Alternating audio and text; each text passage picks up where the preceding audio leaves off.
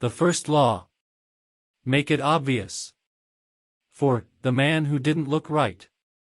The psychologist Gary Klein once told me a story about a woman who attended a family gathering. She had spent years working as a paramedic and, upon arriving at the event, took one look at her father-in-law and got very concerned. "I don't like the way you look," she said. Her father-in-law, who was feeling perfectly fine, jokingly replied, "Well, I don't like your looks either." "No, she insisted. you need to go to the hospital now." A few hours later, the man was undergoing life-saving surgery after an examination had revealed that he had a blockage to a major artery and was at immediate risk of a heart attack. Without his daughter-in-law's intuition, he could have died. What did the paramedic see? How did she predict his impending heart attack? When major arteries are obstructed, the body focuses on sending blood to critical organs and away from peripheral locations near the surface of the skin. The result is a change in the pattern of distribution of blood in the face. After many years of working with people with heart failure, the woman had unknowingly developed the ability to recognize this pattern on sight. She couldn't explain what it was that she noticed in her father-in-law's face, but she knew something was wrong. Similar stories exist in other fields. For example, military analysts can identify which blip on a radar screen is an enemy missile and which one is a plane from their own fleet, even though they are traveling at the same speed, flying at the same altitude, and look identical on radar in nearly every respect. During the Gulf War, Lieutenant Commander Michael Riley saved an entire battleship when he ordered a missile shot down, despite the fact that it looked exactly like the battleship's own planes on radar. He made the right call, but even his superior officers couldn't explain how he did it. Museum curators have been known to discern the difference between an authentic piece of art and an expertly produced counterfeit, even though they can't tell you precisely which details tipped them off. Experienced radiologists can look at a brain scan and predict the area where a stroke will develop before any obvious signs are visible to the untrained eye. I've even heard of hairdressers noticing whether a client is pregnant based only on the feel of her hair. The human brain is a prediction machine. It is continuously taking in your surroundings and analyzing the information it comes across. Whenever you experience something repeatedly, like a paramedic seeing the face of a heart attack patient or a military analyst seeing a missile on a radar screen, your brain begins noticing what is important, sorting through the details and highlighting the relevant cues, and cataloging that information for future use. With enough practice, you can pick up on the cues that predict certain outcomes without consciously thinking about it. Automatically, your brain encodes the lessons learned through experience. We can't always explain what it is we are learning, but learning is happening all along the way, and your ability to notice the relevant cues in a given situation is the foundation for every habit you have. We underestimate how much our brains and bodies can do without thinking. You do not tell your hair to grow, your heart to pump, your lungs to breathe, or your stomach to digest. And yet your body handles all this and more on autopilot. You are much more than your conscious self. Consider hunger. How do you know when you're hungry? You don't necessarily have to see a cookie on the counter to realize that it is time to eat. Appetite and hunger are governed non-consciously. Your body has a variety of feedback loops that gradually alert you when it is time to eat again and that track what is going on around you and within you. Cravings can arise thanks to hormones and chemicals circulating through your body.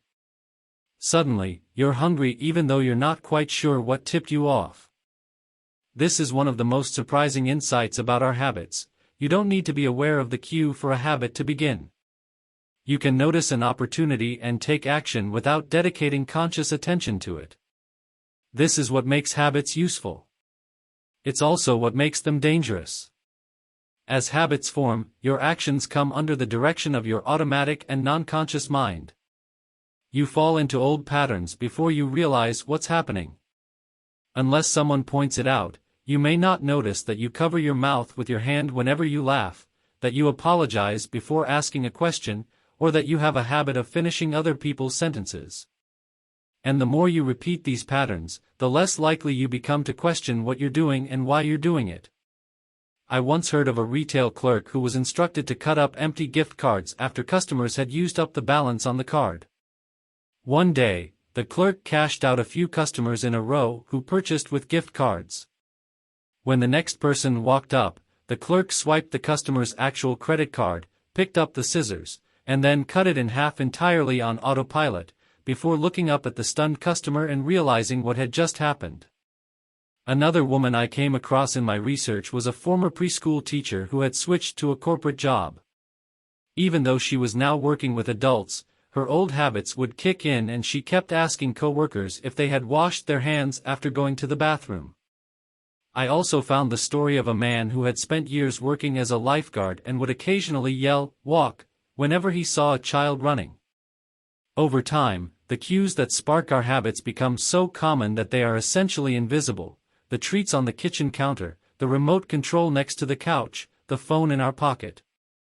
Our responses to these cues are so deeply encoded that it may feel like the urge to act comes from nowhere. For this reason, we must begin the process of behavior change with awareness.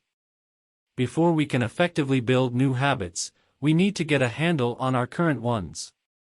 This can be more challenging than it sounds because once a habit is firmly rooted in your life, it is mostly non-conscious and automatic. If a habit remains mindless, you can't expect to improve it. As the psychologist Carl Jung said, until you make the unconscious conscious, it will direct your life and you will call it fate. The Habit Scorecard. The Japanese railway system is regarded as one of the best in the world. If you ever find yourself riding a train in Tokyo, you'll notice that the conductors have a peculiar habit. As each operator runs the train, they proceed through a ritual of pointing at different objects and calling out commands. When the train approaches a signal, the operator will point at it and say, "Signal is green." As the train pulls into and out of each station, the operator will point at the speedometer and call out the exact speed. When it's time to leave, the operator will point at the timetable and state the time. Out on the platform, other employees are performing similar actions.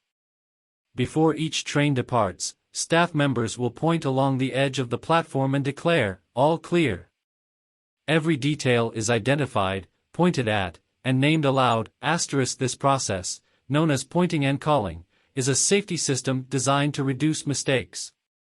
It seems silly, but it works incredibly well. Pointing and calling reduces errors by up to 85% and cuts accidents by 30%.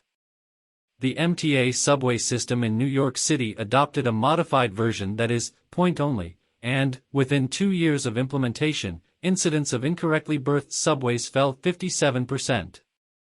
Pointing and calling is so effective because it raises the level of awareness from a non-conscious habit to a more conscious level. Because the train operators must use their eyes, hands, mouth, and ears, they are more likely to notice problems before something goes wrong. My wife does something similar. Whenever we are preparing to walk out the door for a trip, she verbally calls out the most essential items in her packing list. "I've got my keys. I've got my wallet. I've got my glasses. I've got my husband." The more automatic a behavior becomes, the less likely we are to consciously think about it.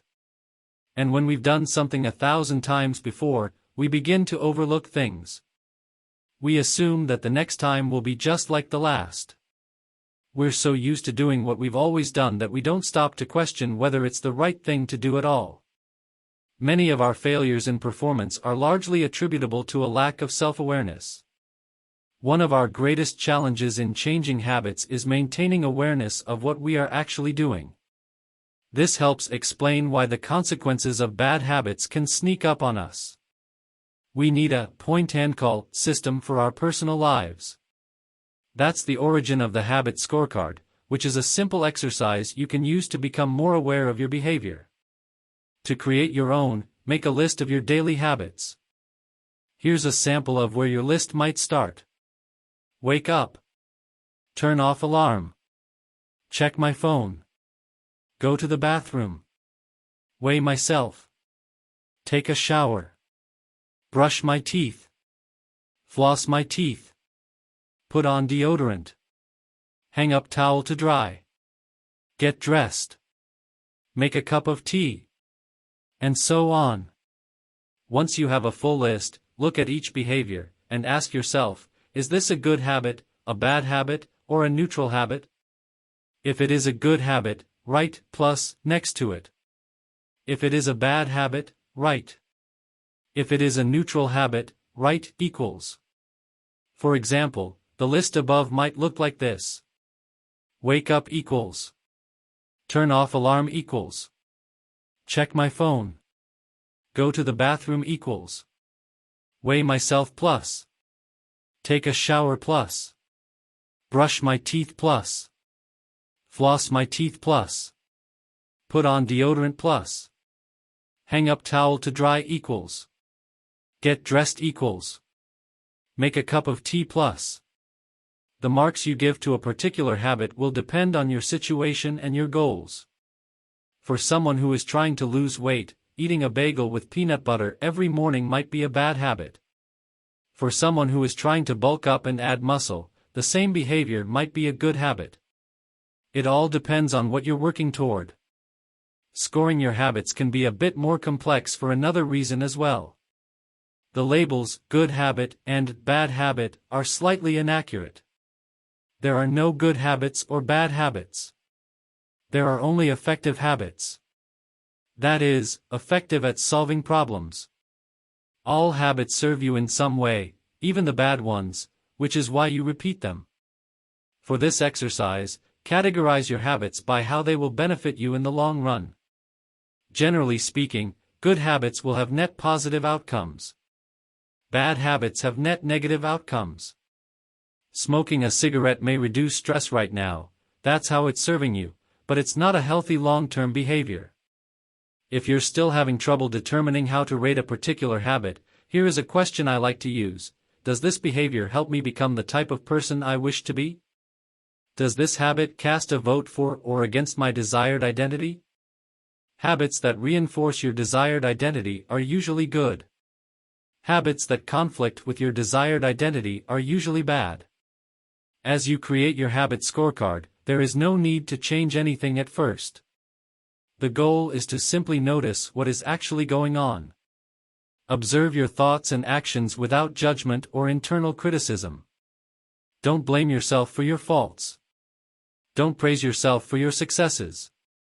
If you eat a chocolate bar every morning, acknowledge it, almost as if you were watching someone else. Oh, how interesting that they would do such a thing. If you binge eat, simply notice that you are eating more calories than you should. If you waste time online, notice that you are spending your life in a way that you do not want to. The first step to changing bad habits is to be on the lookout for them. If you feel like you need extra help, then you can try pointing and calling in your own life. Say out loud the action that you are thinking of taking and what the outcome will be.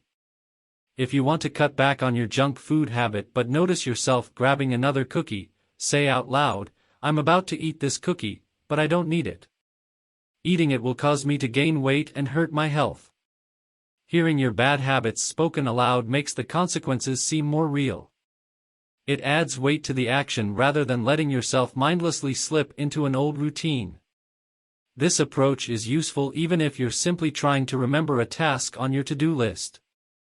Just saying out loud, tomorrow, I need to go to the post office after lunch, increases the odds that you'll actually do it. You're getting yourself to acknowledge the need for action, and that can make all the difference. The process of behavior change always starts with awareness. Strategies like pointing and calling and the habit scorecard are focused on getting you to recognize your habits and acknowledge the cues that trigger them, which makes it possible to respond in a way that benefits you. Chapter Summary. With enough practice, your brain will pick up on the cues that predict certain outcomes without consciously thinking about it.